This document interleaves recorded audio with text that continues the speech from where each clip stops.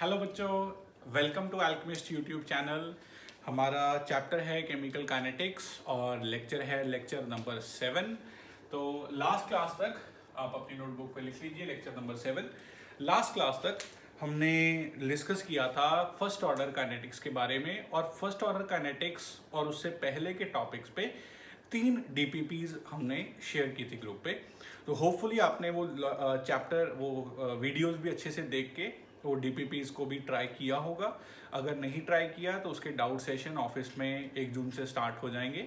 ठीक है, तो अभी आज हम करेंगे थोड़ा सा थ्योरेटिकल, थोड़ा सा कंसेप्चुअल टॉपिक, क्योंकि जैसे हमारा बहुत सा जो न्यूमेरिकल पोर्शन है वो zero order and first order kinetics है, या उससे पहले रेट ऑफ रिएक्शन के बारे में है।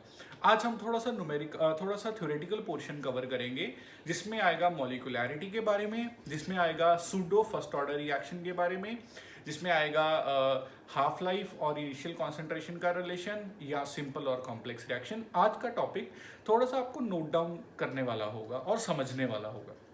आज का टॉपिक ज़्यादातर कॉन्सेप्ट ओरिएंटेड होगा, ना कि न्यूमेरिकल ओरिएंटेड। ठीक है बच्चों, तो आप अपनी नोटबुक पे आज का लेक्चर नंबर 7, सबसे पहले हेडिंग लिख लीजिए मॉलिक्यूलैरिटी ऑफ अ रिएक्शन, या सिंपली लिख लीजिए मॉलिक्यूलैरिटी। जैसे मॉलिक्यूल पढ़ता है, मॉलिक्यूलैरिटी, बस लास्ट वाले ई की जगह एरिटी, ARITY। ठीक है, अब बच्चों मॉलिक्यूलैरिटी क्या होता है? किसी भी रिएक्शन को होने के लिए, किसी भी रिएक्टेंट को प्रोडक्ट में कन्वर्ट होने के लिए कितने रिएक्टेंट आपस में टकराएं ताकि प्रोडक्ट बने, वो मॉलिक्यूलैरिटी है। अब आपको पता होगा कि रिएक्शन कैसे होती है। रिएक्टेंट होते हैं, रिएक्टेंट आपस में टकराते हैं, तो जब आपस में टकराएंगे तो नए बॉन्ड्स बनेंगे, पुराने बॉन्ड्स टूटेंगे, तो प्रोडक्ट बनता चला जाएगा। ठीक है ना। अब जितने रिएक्टेंट एक टाइम पे टकराएं आपस में ताकि प्रोडक्ट बने, उसी को बोला जाता है बच्चों मॉलिक्यूलैरिटी। समझे? मैं जैसे कि एग्जांपल लेता हूं, मान लो मेरे पास एक रिएक्टेंट है A, एक रिएक्टेंट है B। अब A प्लस B जो रिएक्शन है इनकी, A प्लस B टकरा के AB बन गया। ठीक है, अब इसमें कितनी चीजें आपस में टकराई ताकि प्रोडक्ट बना? एक A टकराया और एक B टकराया, तो A प्लस B टकराए और AB बन गया, प्रोडक्ट बन गया। अब एक A है और एक B है, तो इसकी मॉलिक्यूलैरिटी कितनी हो गई? 2। यानी कि मॉलिक्यूलैरिटी का क्या मतलब है? कितने मॉलिक्यूल्स टकराएंगे ताकि प्रोडक्ट बनेगा। बिल्कुल बेसिक, आपको बस इक्वेशन देखनी है, इक्वेशन को बैलेंस करना है, और जितने रिएक्टेंट होंगे टोटल, रिएक्टेंट टकराएंगे तभी प्रोडक्ट बनेगा, जितने रिएक्टेंट टोटल टकरा रहे होंगे वही उसकी मॉलिक्यूलैरिटी होगी। इतनी बात आप समझ रहे।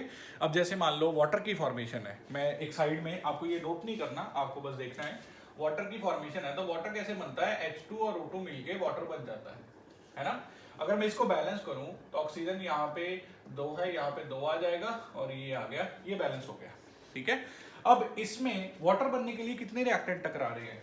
2 तो हाइड्रोजन टकरा रहे हैं और यहाँ पे 1 ऑक्सीजन टकरा रहा है, तो टोटल मॉलिक्यूल कितने हुए? 3। 2 और 1 3, तो इसकी मॉलिक्यूलैरिटी होगी बच्चों 3। इतनी बात आप समझ रहे? अगर एक दोनों का टकराता तो मॉलिक्यूलैरिटी होती है 2। ठीक है, अब अगर कोई एक ही रिएक्टेंट है तो मॉलिक्यूलैरिटी हो गई 1। एक ही रिएक्टेंट से प्रोडक्ट बन रहा है, तो एक ही मॉलिक्यूल चाहिए रिएक्शन को करने के लिए, तो मॉलिक्यूलैरिटी हो गई 1। इतनी बात आप समझ रहे? ठीक है, अब नेक्स्ट कॉन्सेप्ट आता है कि मॉलिक्यूलैरिटी कितनी हो सकती है ज्यादा से ज्यादा। अब आप खुद सोचो बच्चों, क्या एक टाइम पे 5 मॉलिक्यूल आपस में टकराएं, इसके कितने % चांसेस हैं? आप खुद सोचो। मैंने एक रूम लिया, मैंने एक रूम में ना एक रेड बॉल को फेंक दिया, एक ग्रीन बॉल को फेंक दिया, एक ब्लू बॉल को फेंक दिया, एक येलो बॉल को फेंक दिया और एक ऑरेंज बॉल को फेंक दिया। ठीक है, और सब बॉल ऐसे ही घूम रही है, रैंडमली रूम में इधर उधर टकरा रही है। अब ये बॉल आपस में टकराएंगी, ये हो सकता है बिल्कुल, क्योंकि सब एक ही रूम में पड़े हैं। लेकिन 5 की 5 बॉल एक टाइम पे एक जगह टकराए, इसके कितने चांसेस हैं? खुद से सोचो।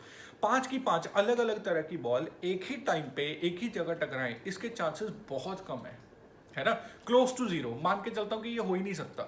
तो इसीलिए मॉलिक्यूलैरिटी बड़ी वैल्यू कभी नहीं होगी। ठीक है ना, मॉलिक्यूलैरिटी 5 या 6 या 7 ऐसी पॉसिबिलिटी नहीं होती, क्योंकि एक टाइम पे 7 मॉलिक्यूल आपस में टकराएं एक ही टाइम पे, वो पॉसिबल नहीं है बच्चों, उसके चांसेस क्लोज टू जीरो हैं।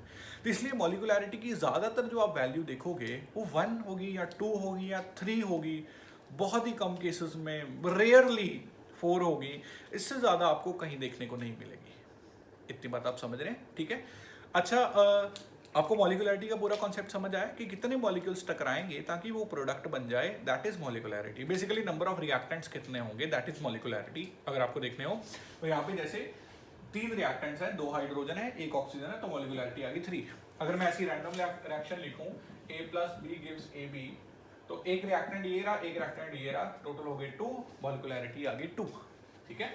अगर मैं मतलब मॉलिकुलैरिटी ये सिंपल ऐसे आप देख सकते हैं, यानी कि आपको रिएक्शन देखनी है, नंबर ऑफ रिएक्टेंट्स उठाने हैं, वो उसकी मॉलिकुलैरिटी होगी, ठीक है। अब जो एग्जाम में क्वेश्चन आता है, आपको एग्जाम में आपको क्वेश्चन आएगा सबसे बड़ा कि मॉलिकुलैरिटी और ऑर्डर में डिफरेंसेस बताओ। जैसे मैंने बोला कि आज का टॉपिक थोड़ा सा थ्योरेटिकल है, तो इस आज हम जो भी करेंगे इसमें से ज़्यादातर आपको CBSE वगैरह में क्वेश्चन आएंगे, जेई में इतने क्वेश्चन आने के चांसेस कम है, या नीट में क्वेश्चन आने के चांसेस कम है। तो पहला जो मैं पॉइंट बोल रहा था कि जो सबसे इंपॉर्टेंट क्वेश्चन आएगा आपके स्कूल बोर्ड में कि मॉलिकुलैरिटी और ऑर्डर में क्या डिफरेंस है। अब बच्चों आप याद करो ऑर्डर कैसे निकालते थे। ऑर्डर या तो क्वेश्चन में हिंट दिया होता था, सबसे अल्टीमेट तरीका क्या था ऑर्डर निकालने का कि एक्सपेरिमेंट करो। मैंने बताया था ना कि order is an experimental value, ये एक्सपेरिमेंट करके ही आएगी। ऑर्डर के लिए हमें एक्सपेरिमेंट करना पड़ेगा, हमें देखना पड़ेगा कि रेट ऑफ रिएक्शन किस रिएक्टेंट पे कैसे डिपेंड कर रही है, वहां से ऑर्डर निकलेगा, है ना। लेकिन मॉलिकुलैरिटी, अब मैंने ये इक्वेशन लिखी, आपने बोल दिया इसकी मॉलिकुलैरिटी 2 है, आपको कैसे पता चला, इसका कोएफिशिएंट 1 है, इसका कोएफिशिएंट 1 है, आपने बोल दिया मॉलिकुलैरिटी इज 2। इसके लिए आपको कोई एक्सपेरिमेंट नहीं करना पड़ा। आपने कैसे निकाली मॉलिकुलैरिटी, सिंपली रिएक्शन पड़ी, उसको बैलेंस किया, उसके जितने भी रिएक्टेंट्स है वो उठा लिए, आपने बोला ये है इसकी मॉलिकुलैरिटी, है ना। तो ऑर्डर और मॉलिकुलैरिटी में सबसे बड़ा डिफरेंस क्या आएगा, मैं अभी सिर्फ समझा रहा हूँ, बाद में मैं लिखवाऊंगा अभी। सबसे पहला डिफरेंस क्या आएगा कि मॉलिकुलैरिटी को रिएक्शन देख के अंदाज़ा लग जाता है कि हाँ भाई रिएक्शन के क्या कोएफिशिएंट है, तो इतनी मॉलिकुलैरिटी है। लेकिन ऑर्डर रिएक्शन को देख के नहीं बताया जा सकता। ऑर्डर कहाँ से आएगा, ऑर्डर एक्सपेरिमेंट करने के बाद आएगा। याद है ना आपको, order is an experimental value. तो ऑर्डर और मॉलिकुलैरिटी में सबसे बड़ा डिफरेंस तो एक ये आ गया कि ऑर्डर को डिफाइन करने के लिए एक्सपेरिमेंट करना पड़ेगा, मॉलिकुलैरिटी बस रिएक्शन को देख के पता चल जाएगी, ठीक है।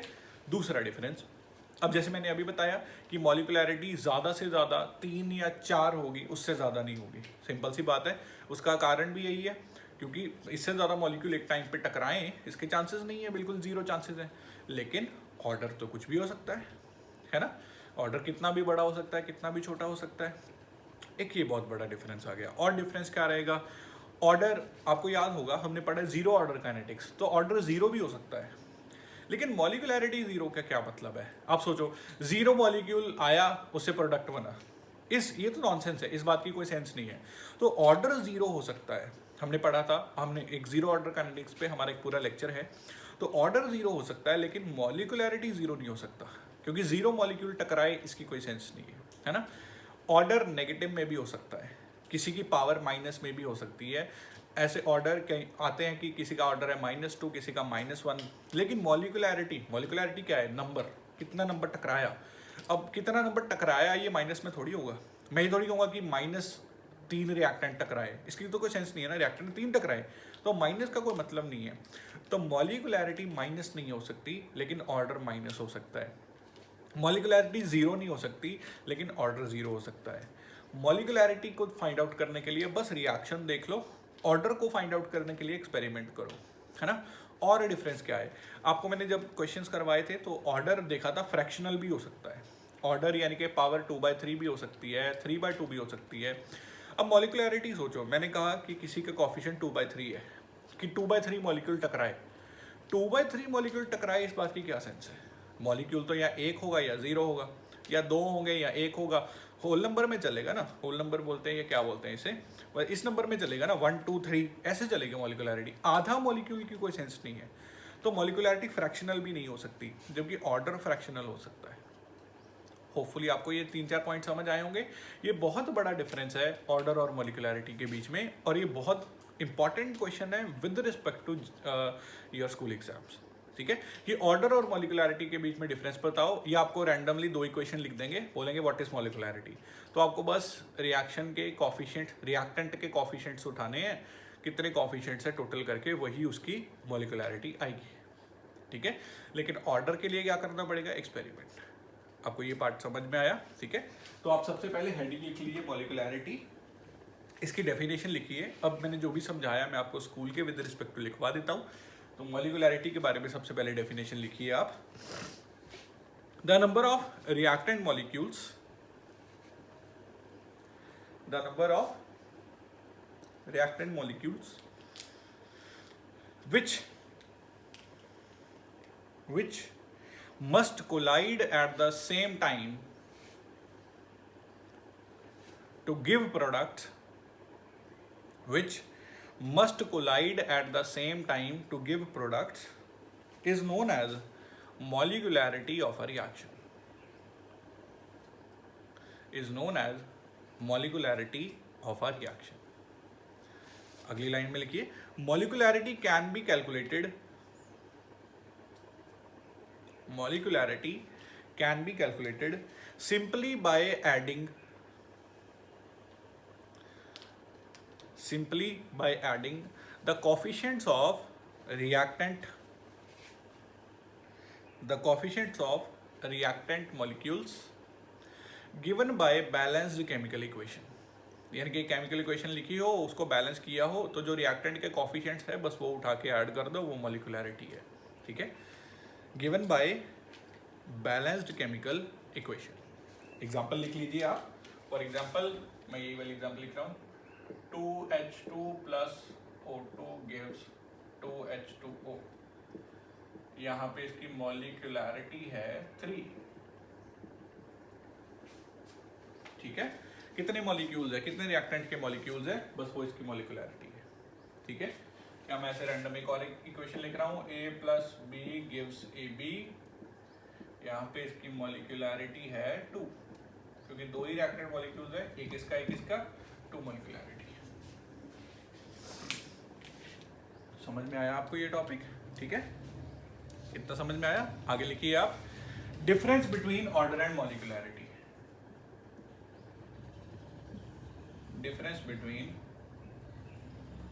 Order and molecularity. तो आप जैसे डिफरेंस लिखते हैं, लेफ्ट एक सेंटर में लाइन खींच के, लेफ्ट में ऑर्डर, राइट में मॉलिकुलैरिटी, ऐसे बना लीजिए आप।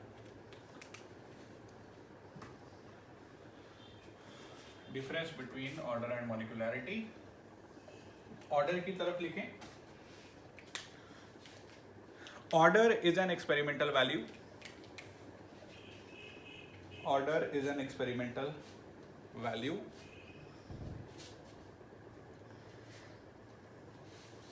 molecularity की तरफ लिखिए, molecularity can be found out, molecularity can be found out simply by adding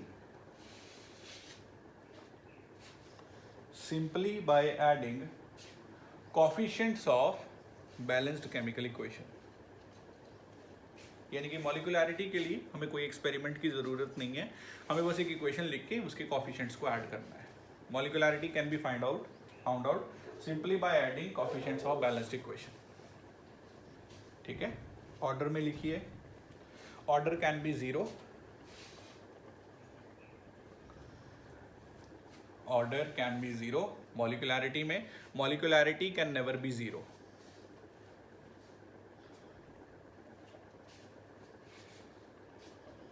ठीक है, ऑर्डर में लिखिए, order can B fractional, order 3/2, 1/2, 3/4, कुछ भी हो सकता है ऑर्डर। मॉलिकुलैरिटी में लिखिए, molecularity can never be fractional.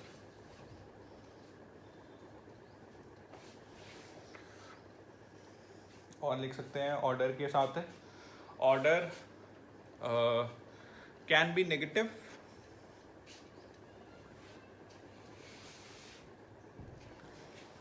मॉलिकुलैरिटी में लिखिए, molecularity can only have positive values, order negative जरूर हो सकता है, लेकिन मॉलिक्यूलैरिटी हमेशा पॉजिटिव ही होगी। नेगेटिव नंबर ऑफ मॉलिक्यूल्स का कोई सेंस नहीं है, ठीक है। मॉलिक्यूलैरिटी कैन नेवर बी या can only be positive values, ठीक है। तो ये इतना टॉपिक आपका बिल्कुल ही स्कूल ओरिएंटेड, यानी कि ऑर्डर मॉलिक्यूलैरिटी में डिफरेंस बताओ। या मैं एक और एग्जांपल बताता हूँ। मान लो मेरे पास ऐसे एक एग्जांपल है, a + 2b gives c, ठीक है। इसका रेट लॉ लिखा हुआ है, rate equal to k a⁻1 b⁻2/3, ठीक है। एक क्वेश्चन भी लिख सकते हैं साथ में, देखिए। अब इसका पूछा गया ऑर्डर क्या है, तो ऑर्डर कहां से आएगा, इसको देख के ऑर्डर नहीं बताएंगे, रेट लॉ उठाएंगे और पावर्स को ऐड कर देंगे। तो ऑर्डर कितना आ गया, 1 + 2/3, यानी कि ये आ गया 5/3। लेकिन मॉलिक्यूलैरिटी कितनी है, मॉलिक्यूलैरिटी के लिए बस सिंपल रिएक्शन को देखो, इसके मॉलिक्यूल्स को उठाओ, A सिंगल है, B के 2 हैं, तो सिंगल 1 + 2, तो कितना आ गया 3। पॉइंट समझ आया। तो ऑर्डर के लिए आपको या तो वो 4 तरीके जो हमने डिस्कस किए थे ऑर्डर फाइंड आउट करने के लिए, या फिर अगर आपको रेट लॉ दे रखा है तो रेट लॉ के इसकी पावर को ऐड कर दो, वो ऑर्डर आ जाएगा। लेकिन मॉलिक्यूलैरिटी इक्वेशन उठाओ, इक्वेशन के कोफिशिएंट्स को ऐड करो, तो वो मॉलिक्यूलैरिटी आ जाएगी, ठीक है। तो आप ये क्वेश्चन भी एज एन एग्जांपल लिख लीजिए, आपको डीपीपी में इसके बहुत से क्वेश्चन मिलेंगे जो डीपीपी 4 होगी, ठीक है। ये ऐसे न्यूमेरिकल स्कूल में आ सकता है, बिल्कुल बेसिक सा। अगर आप चाहते हैं तो एक बार इसको वीडियो को पॉज करके नोट कर लो।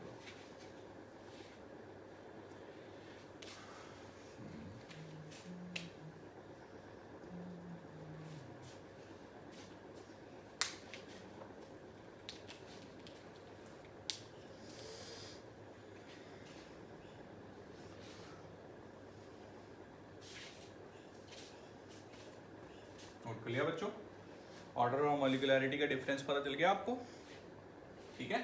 रेट लॉ बन गया, अरे सॉरी, रेट लॉ बन गया, बाकी सब हो गया, ठीक है। चलो मूव करते हैं हमारे नेक्स्ट सेक्शन की ओर। मॉलिक्यूलैरिटी हो गया आपका, नेक्स्ट सेक्शन करते हैं।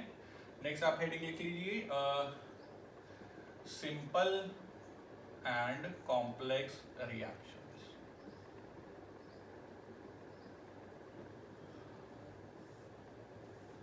Simple and complex reactions. चलो इस टॉपिक को भी पहले मैं समझाता हूँ, फिर हम बाद में नोट करेंगे सिंपल एंड कॉम्प्लेक्स रिएक्शंस, ठीक है। अब बच्चों हमारे पास जितने भी केमिकल रिएक्शंस हैं, हमने उनको बेसिकली 2 कैटेगरी में डिवाइड किया है।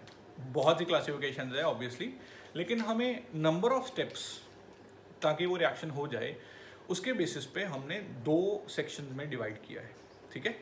पहली है सिंपल रिएक्शंस, दूसरी है कॉम्प्लेक्स। नाम से ही पता चल रहा है, सिंपल मतलब जो इजीली हो जाए, कॉम्प्लेक्स मतलब जिसको होने में कुछ कॉन्सेप्ट्स, फर्दर कॉन्सेप्ट्स लगे। मैं आपको एक एग्जांपल समझाता हूँ, ठीक है। मेरे पास एक रिएक्टेंट है A, एक रिएक्टेंट है B। अब A और B आपस में टकराए, AB प्रोडक्ट बन गया, ठीक है। A और B आपस में टकराए, AB प्रोडक्ट बन गया, यानी कि रिएक्टेंट से लेके प्रोडक्ट तक कितने स्टेप लगे, 1, है ना। ये आया, ये आया, A और B आए, टकराए, AB बना, रिएक्शन खत्म। जब रिएक्टेंट से प्रोडक्ट, फाइनल प्रोडक्ट बनने में सिर्फ एक ही स्टेप लगे, उस रिएक्शन को बोलते हैं सिंपल रिएक्शन, या उनका दूसरा नाम एलिमेंट्री। एलिमेंट्री का मतलब भी सिंगल, तो एलिमेंट्री रिएक्शन या फिर सिंपल रिएक्शन, ठीक है। दोबारा, जब 2 रिएक्टेंट या 3, जितने भी रिएक्टेंट है लेकिन स्टेप सिर्फ एक लगे, रिएक्टेंट आए, टकराए, प्रोडक्ट बना, खत्म, बीच में कुछ नहीं है, कोई मैकेनिज्म नहीं, कोई कैटालिस्ट नहीं, कोई कुछ नहीं, ये है एक सिंपल रिएक्शन की एग्जांपल, ठीक है। अब हम चलते हैं कॉम्प्लेक्स रिएक्शन की तरफ। कॉम्प्लेक्स रिएक्शन क्या है, मान लो मैंने देखा कि A + B मिलके C बना हुआ है। मैंने रिएक्शन एक पढ़ रहा था मैं बुक में लिखा हुआ था कि हमें ये 2 रिएक्टेंट मिले और तीसरा प्रोडक्ट बन गया, ठीक है। लेकिन साथ में उसका मैकेनिज्म भी एक्सप्लेन्ड है। मैकेनिज्म कैसे कि पहले A और B टकराए, फिर Z इंटरमीडिएट बना, अब Z इंटरमीडिएट किसी और के साथ टकराया, फिर X इंटरमीडिएट बना, अब X इंटरमीडिएट किसी और के साथ टकराया, तो हमारा फाइनल प्रोडक्ट बना। यानी कि लिखने में हम एक ही स्टेप लिखेंगे, लेकिन उस एक स्टेप के पीछे 2 या 3 स्टेप्स होते हैं।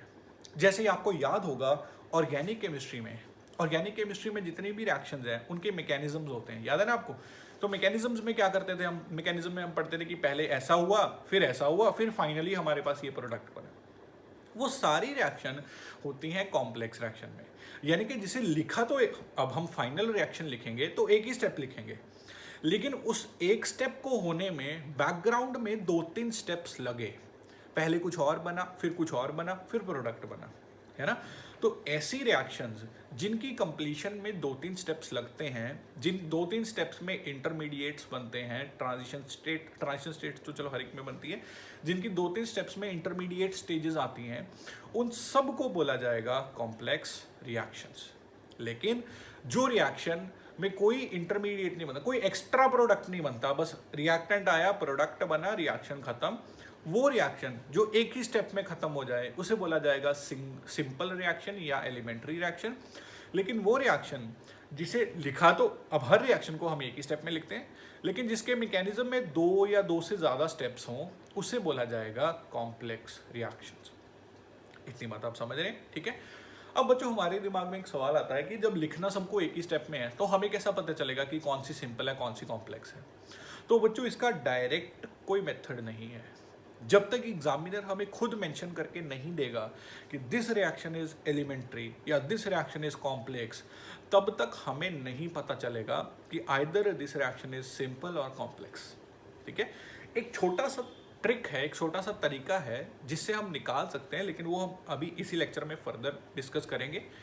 अभी आप बस इतना समझ के चलो कि अगर कोई रिएक्शन मुझे लिखी हुई है तो मैं नहीं बता सकता कि ये रिएक्शन सिंपल है या कॉम्प्लेक्स है। हो सकता है वो रिएक्शन एक ही स्टेप में खत्म हो जाए।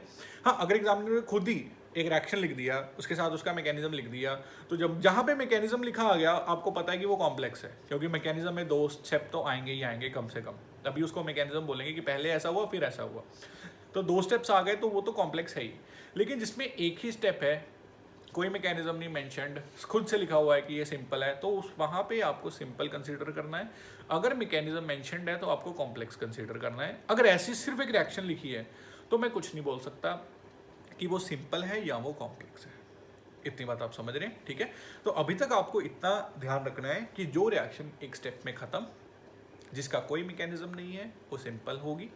जो रिएक्शन लिखा एक स्टेप है लेकिन साथ में बैकग्राउंड उसकी एक्सप्लेनेशन में 2 स्टेप है या 3 स्टेप है या 4 स्टेप है, वो एक कॉम्प्लेक्स रिएक्शन होगी। और अगर रैंडमली एक रिएक्शन लिखी है, मुझे पूछा गया ये सिंपल है या कॉम्प्लेक्स है, तो हमें नहीं पता, हम ऐसे कभी भी किसी रिएक्शन को देख के नहीं बता सकते कि वेदर इट इज सिंपल और इट इज कॉम्प्लेक्स। इतनी बात समझ रहे हैं? तो आपको सिंपल और कॉम्प्लेक्स का बेसिक डिफरेंस समझ में आ गया। एक और इंटरेस्टिंग बात, मान लो एक रिएक्शन लिखी हुई है, मान लो एग्जामिनर ने बता दिया कि ये सिंपल रिएक्शन है, अब मुझे पता है कि ये सिंपल है, ठीक है, इसमें कोई फर्दर स्टेप्स नहीं है। एक बड़ी इंटरेस्टिंग बात ये है कि सिंपल रिएक्शन में आप ऑर्डर रिएक्टेंट के कोफिशिएंट्स के बराबर ही आएगा। सिंपल अगर मेंशन्ड है कि ये सिंपल रिएक्शन है तो उसका जो ऑर्डर होगा वो सीधा सीधा रिएक्टेंट के कोफिशिएंट्स के बराबर होगा। मैंने आपको बोला था अब तक कि ऑर्डर हम कभी भी इक्वेशन को देख के नहीं निकाल सकते, ऑर्डर हमेशा एक्सपेरिमेंट से निकलता है। लेकिन अगर कोई सिंपल रिएक्शन है तो उसका ऑर्डर हम सिंपली उसके कोफिशिएंट्स को देख के निकाल सकते हैं। एक ये बहुत इंपॉर्टेंट स्टेप है। इतनी बात आप समझ रहे हैं? ठीक है। तो पहले थोड़ा थ्योरेटिकल पार्ट करते हैं, पहले लिख लेते हैं इसको। तो सिंपल एंड कॉम्प्लेक्स रिएक्शंस में सबसे पहले आप हेडिंग लिखिए simple slash elementary reactions. Simple या फिर एलिमेंट्री, ठीक है। आप इसमें कुछ पॉइंट्स लिख लीजिए। सबसे पहले the reactions which gets completed in only one step. The reactions which gets completed in only one step without formation of any intermediate. फिर यहाँ पे इंटरमीडिएट बनेगा वो तो 2-3 स्टेप्स लगेंगे, अगर इंटरमीडिएट ही नहीं है तो एक स्टेप में हो जाएगी। Without formation of any intermediate are known as simple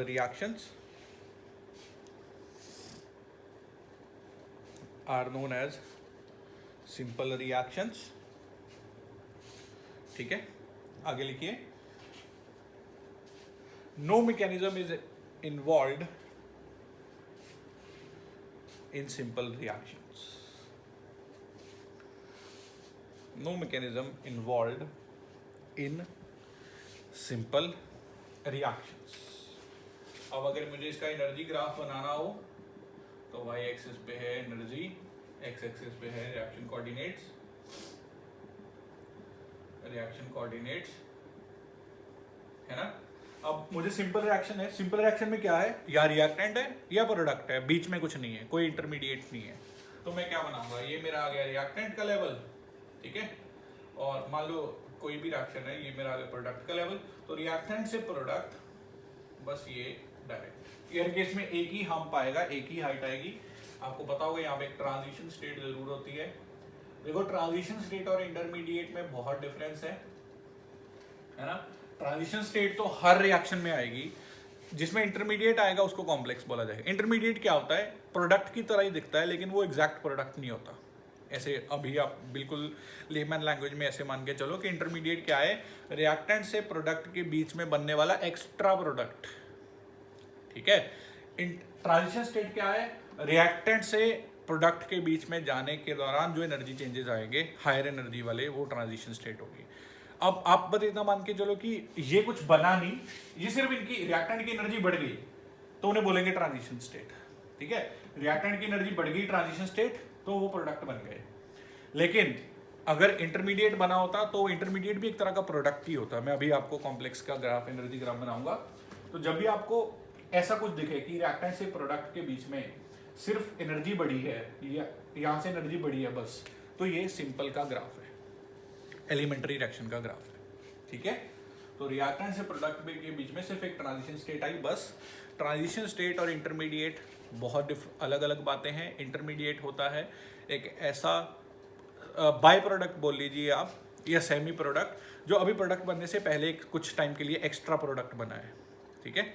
transition state तो क्या है, बस एक एनर्जी स्टेट है। जब रिएक्टेंट के पास ज़्यादा एनर्जी आई तो हम बोलेंगे वो ट्रांजिशन स्टेट में चले गए, ठीक है। ये आप पूरा नोट कर लीजिए। हुआ, यह है रिएक्शन कोऑर्डिनेट्स, यह है एनर्जी, रिएक्टेंट की एनर्जी, रिएक्टेंट के पास ज़्यादा एनर्जी आई, प्रोडक्ट में कन्वर्ट हो गए, कुछ भी फालतू नहीं बना, सिर्फ रिएक्टेंट बने और प्रोडक्ट बने, दैट्स इट, ठीक है। बीच में कुछ नहीं बना, सिंपल हो गया। नेक्स्ट लिखिए आप कॉम्प्लेक्स रिएक्शंस, कॉम्प्लेक्स रिएक्शंस। तो कॉम्प्लेक्स रिएक्शन के बारे में क्या लिखेंगे आप, एक बार आपने ये नोट कर लिया, वीडियो को पॉज करके आप नोट कर लीजिए। कॉम्प्लेक्स के बारे में लिखिए, the reaction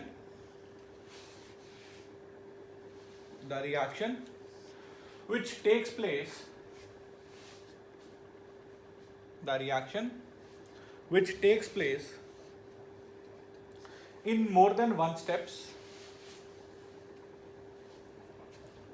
which takes place in more than one steps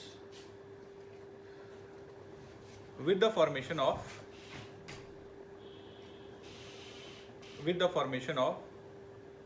Harman 5 minute बस,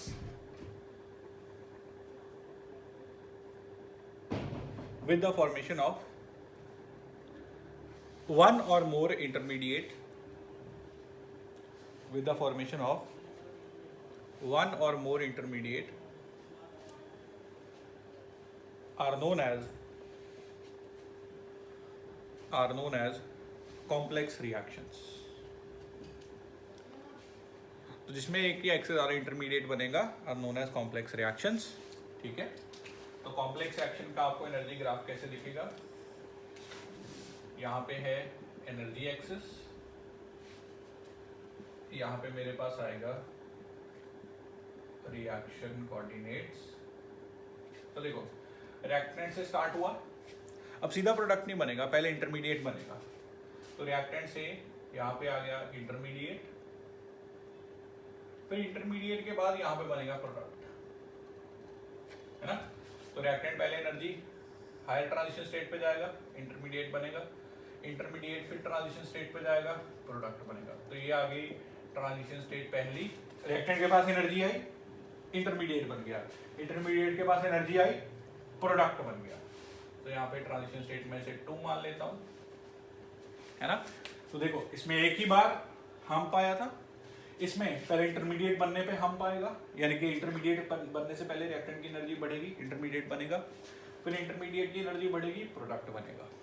ठीक है, तो देखो इसमें ऐसे ग्राफ आएंगे, तो जहां भी आपको ऐसा एक हम से ज्यादा हम्प दिखें या 2 या 3 तो वो पक्का कॉम्प्लेक्स रिएक्शन है। अगर आपको एक ही बार हम्प दिखाए तो वो एलिमेंट्री रिएक्शन है। ठीक है, आप एक बार इन दोनों ग्राफ्स को नोट कीजिए। एक सेकेंड,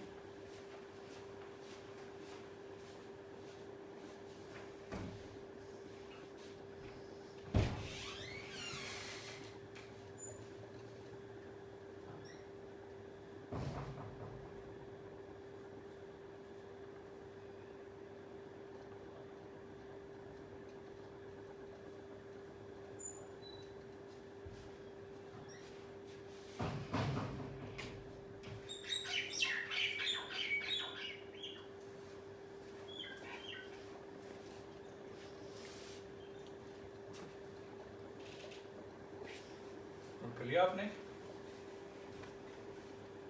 ठीक है, अब जैसे मैं कॉम्प्लेक्स की एक एग्जांपल लिख देता हूँ अपनी तरफ से, एक रैंडम एग्जांपल। तो मान लो पहले ओवरऑल रिएक्शन, कॉम्प्लेक्स में क्या होगा, एक मैकेनिज्म होगा, तो पहले ओवरऑल देखते हैं। ओवरऑल मान लीजिए मेरे पास एक रिएक्शन है A+B2, इससे बना ये A+2B, इससे बना AB2। बैलेंस्ड है, दिखने में तो ये भी लग रहा है कि हाँ भाई A से 2B टकराए और AB2 बन गया, लेकिन इसका एक मैकेनिज्म है। अब इसका मैकेनिज्म कैसे है, इसका मैकेनिज्म पहले A से B टकराया, AB बना, फिर AB से B टकराया, AB2 बना। पॉइंट समझे? देखो पहले रिएक्टेंट, ये मेरे पास एक रिएक्टेंट है, रिएक्टेंट से दूसरे रिएक्टेंट का कुछ पार्ट टकराया और ये बन गया एक इंटरमीडिएट। ये मेरे पास है एक इंटरमीडिएट। सर ट्रांजिशन स्टेट कहाँ पे है? ट्रांजिशन स्टेट तो एनर्जी है ना, तो मैं कभी रिएक्शन में एनर्जी तो नहीं दिखाऊंगा। अब इसके बाद ज्यादा एनर्जी आ गई, अपने आप को ट्रांजिशन स्टेट बन गया, तो ये बना कि इंटरमीडिएट। फिर इंटरमीडिएट से ये इंटरमीडिएट देखो दोबारा से, इंटरमीडिएट से फर्दर क्या बना, ये बन गया मेरा प्रोडक्ट। समझ में आया?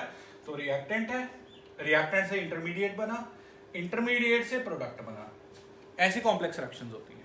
ठीक है, लिखने में एक ही स्टेप आएगा, लेकिन ये एक स्टेप के मैकेनिज्म में 2 या 2 से ज्यादा स्टेप्स होंगे। पॉइंट समझ में आया आपको? तो रिएक्टेंट है, ये देखिए ये है मेरे पास रिएक्टेंट, मेरा दूसरा भी रिएक्टेंट है, ये भी एक रिएक्टेंट ही है। तो 2 रिएक्टेंट आपस में टकराए, इंटरमीडिएट बना, फिर इंटरमीडिएट, अब मैंने यहाँ पे रिएक्टेंट बनाया, लेकिन कुछ भी हो सकता है, कैटालिस्ट भी हो सकता है, कुछ भी हो सकता है, इंटरमीडिएट से फर्दर फाइनली प्रोडक्ट बना देगा। ये बात आप समझ रहे हैं?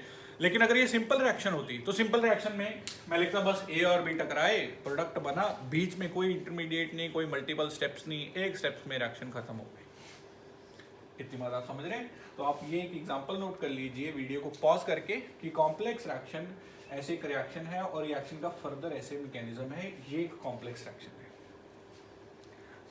इतनी बात आप समझ रहे हैं? ठीक है, पूरा आप वीडियो को पॉज कर लो और एक बार इसे नोट कर लीजिए।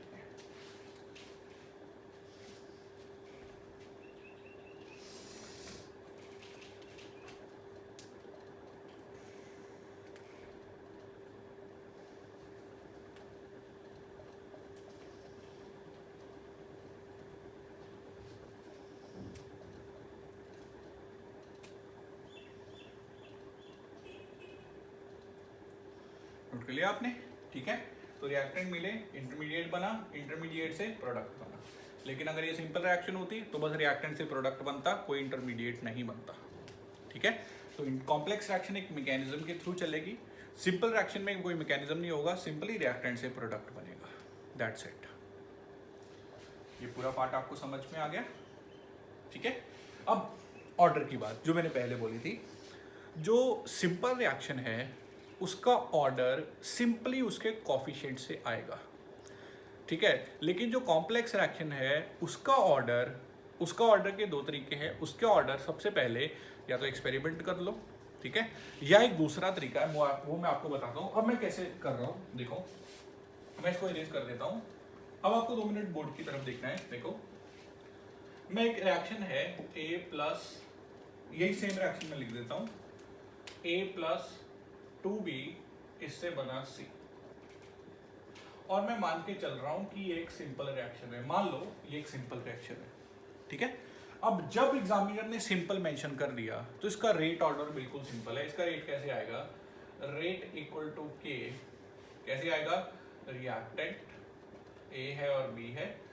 अब अगर सिंपल है तो इनकी जो पावर है, इनका जो ऑर्डर है, वो सीधा हम ये वाला कोफिशिएंट यूज कर सकते हैं। यानी कि A का ऑर्डर कितना आएगा, जो A का कोफिशिएंट है 1, B का ऑर्डर कितना आएगा, जो B का कोफिशिएंट है 2, अगर सिंपल है सिर्फ उस केस में। अगर एग्जामिनर ने खुद मेंशन किया है कि ये सिंपल है, ये एलिमेंट्री है, तो आपको बस इक्वेशन को बैलेंस करके उनका जो कोफिशिएंट है वही ऑर्डर में कन्वर्ट कर देना है। यहाँ पे देखो A का कितना ऑर्डर है, जो A का कोफिशिएंट है यानी कि 1, और B का कितना ऑर्डर है, जो B का कोफिशिएंट है यानी कि 2, और टोटल ऑर्डर यानी कि ओवरऑल ऑर्डर कितना है, बस सिंपली ऐड करके यानी कि 3। अगर सिंपल रिएक्शन है तभी, ठीक है। अब मैं मान के चल रहा हूं कि मेरे पास एक रिएक्शन है A plus 2B gives C, और ये एक कॉम्प्लेक्स रिएक्शन है। मैं भाई इसलिए लिख रहा हूं ताकि आपको थोड़ा रिलेट कर सको। अब एक कॉम्प्लेक्स रिएक्शन है, मेंशन्ड है इसके साथ, ठीक है। या कॉम्प्लेक्स नहीं भी लिखा हुआ तो इसका मैकेनिज्म लिखा हुआ है। जब भी मैकेनिज्म लिखा होगा तो आपको पता ही है वो कॉम्प्लेक्स होगी। तो मैकेनिज्म लिखा हुआ है कि स्टेप 1 है A प्लस B से बना AB, और फिर AB और B से बना, या C की जगह AB2 लिख लो, चलो AB और B से बना AB2, ठीक है। ये स्टेप 1 और स्टेप 2 लिख रखे हैं। अब देखते ही पता चल गया कि स्टेप्स लिखे हुए हैं तो ये कॉम्प्लेक्स है। अब अगर मुझे इसका रेट लॉ लिखना है, rate equals to K, concentration A concentration B, इनकी पावर, तो मैं नहीं लिख सकता क्योंकि ये कॉम्प्लेक्स है और इसका ऑर्डर मुझे निकालना पड़ेगा एक्सपेरिमेंट से, ठीक है ना। तो यानी कि इसका मैं रेट लॉ, अगर मैं अब यहाँ पे A की पावर 1 और B की पावर 2 लिख दूं तो ये गलत है, कोफिशिएंट से नहीं निकलेगा। अब कोफिशिएंट से नहीं निकलेगा, ठीक है। अब फिर क्या करें, 2 तरीके, या तो एक्सपेरिमेंट करो, है ना। लेकिन एग्जाम में क्या करें, एग्जाम में एक्सपेरिमेंट नहीं कर सकते। फिर क्या करें, आपको क्या होगा, आप नोट करो, आप अपनी एनसीईआरटी पढ़ोगे, जितनी भी कॉम्प्लेक्स रिएक्शन है उसके जितने भी स्टेप्स हैं, इन स्टेप्स में से, इन स्टेप्स के साथ लिखा होगा स्लो या फास्ट, स्लो और फास्ट। स्लो और फास्ट का मतलब है, देखो आपको एक बात पता होगी, हर रिएक्शन होने की अपनी स्पीड है, ठीक है। और कॉम्प्लेक्स के 3 या 4 स्टेप्स हैं या 2 स्टेप्स हैं, तो 2 स्टेप्स की अपनी अलग अलग स्पीड है। कोई स्टेप स्लो हो रहा है, कोई स्टेप फास्ट हो रहा है, ठीक है। मैं मान के चलता हूँ इसमें जो पहला वाला स्टेप है वो स्लो है और दूसरा वाला स्टेप है जो फास्ट है। होगा क्या, हमेशा जितने भी स्टेप्स मेंशन्ड है उनमें से एक स्टेप ऐसा होगा जो स्लो होगा, और जो स्लो है उसके अलावा बाकी सब फास्ट स्टेप होंगे, लेकिन एक स्टेप जरूर उसमें स्लो होगा। अब ऐसा क्यों है, स्लो मेंशन करना जरूरी क्यों है, क्योंकि जो स्लो स्टेप है वो हमारा रेट के ऑर्डर को डिसाइड करेगा। जो हमारा स्लो स्टेप है वो सबसे इंपॉर्टेंट स्टेप होता है पूरी रिएक्शन का, अगर वो कॉम्प्लेक्स रिएक्शन है तो। अब मुझे पता चल गया जो स्लो स्टेप है। अब जो स्लो स्टेप है इसका एक नाम होता है, इसे बोलते हैं रेट डिटरमाइनिंग स्टेप। ये शॉर्ट फॉर्म में हम इसे RDS बोलेंगे अब इसके बाद। तो जो स्लो स्टेप होता है हमारा, इसे बोलते हैं रेट डिटरमाइनिंग स्टेप। ये रेट को डिफाइन करता है। कैसे, मैंने कहा था ना कि इस रिएक्शन से तो कॉम्प्लेक्स है तो इनके कोफिशिएंट का तो कोई लेना देना नहीं है, लेकिन अगर मुझे कॉम्प्लेक्स रिएक्शन का रेट लिखना हो और मेरे पास पता हो मुझे कि स्लो स्टेप कौन सा है, तो रेट कैसे लिखा जाएगा, रेट है K। आपको क्या करना है, स्लो स्टेप के रिएक्टेंट उठा लो। यहां पे कौन सा रिएक्टेंट है A, साथ में कौन सा रिएक्टेंट है B, और स्लो स्टेप के कोफिशिएंट्स आप सीधा यूज कर सकते हो। A का कोफिशिएंट कितना है 1, B का कोफिशिएंट कितना है 1, ये इक्वेशन बिल्कुल सही है। पॉइंट समझे या नहीं समझे। अगर सिंपल रिएक्शन है तो रेट का ऑर्डर कहां से आएगा, सीधा सीधा कोफिशिएंट उठाओ। अगर कॉम्प्लेक्स रिएक्शन है तो आप सीधा सीधा कोफिशिएंट नहीं उठा सकते। फिर आपको क्या करना होगा, मैकेनिज्म देखना होगा। मैकेनिज्म में कौन सा स्टेप उठाना होगा, स्लो स्टेप। स्लो स्टेप के रिएक्टेंट के सीधे सीधे कोफिशिएंट यूज कर लो, वही आपका रेट लॉ बन जाएगा। मैंने यहाँ पे था A, यहाँ पे था B, A और B लिख दिए, दोनों के कोएफिशिएंट थे 1 1, दोनों के कोएफिशिएंट 1 1 लिख दिए। क्योंकि ये स्लो स्टेप था तो यही मेरा रेट डिफाइन कर देगा। तो ये आ गया मेरा रेट, इसका ऑर्डर कितना आ गया, ये आ गया 1, ये आ गया 1, तो A का ऑर्डर आ गया 1, B का ऑर्डर आ गया 1, और टोटल ओवरऑल ऑर्डर कितना आ गया, ओवरऑल ऑर्डर कितना आ गया 1 + 1। पॉइंट समझ में आया? जब भी सिंपल रिएक्शन है तो सिंपल रिएक्शन में सीधा कोएफिशिएंट यूज कर सकते हैं।